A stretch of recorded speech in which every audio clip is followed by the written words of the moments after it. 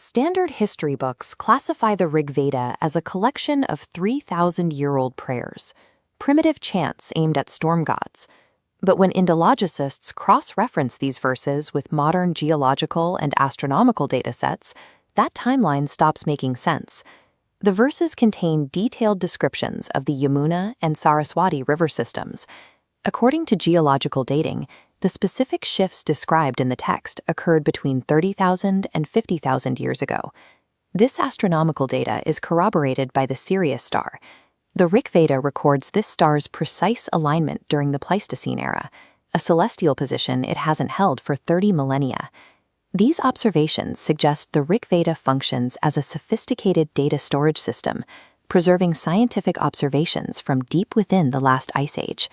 The deities mentioned in the text operate as mnemonic devices, memory tools used to track complex cycles in the natural world. Agni, often translated as fire, serves as a marker for the vernal equinox.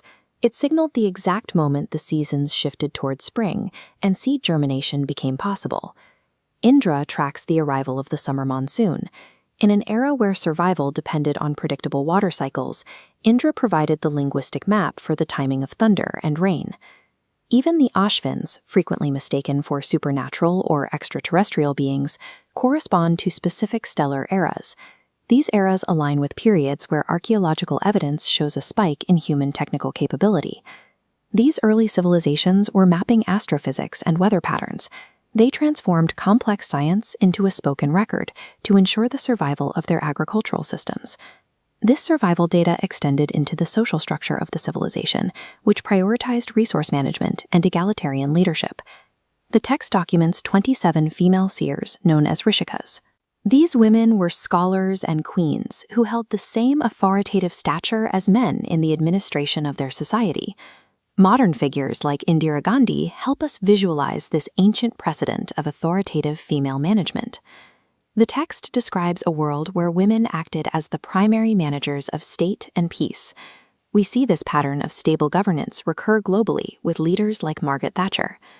The Rigveda prioritized this type of management long before the era of conquest and expansion took hold.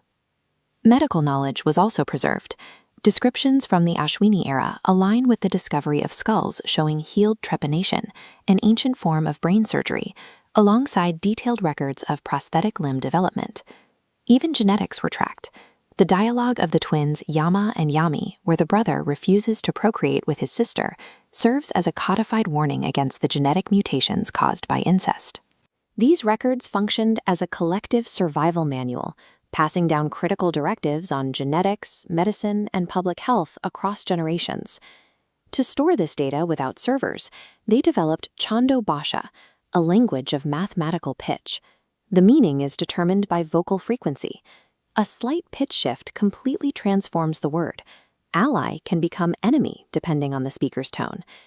In 1975, researchers documented an ancient rain ritual where these precise sonic frequencies appeared to interact with the environment.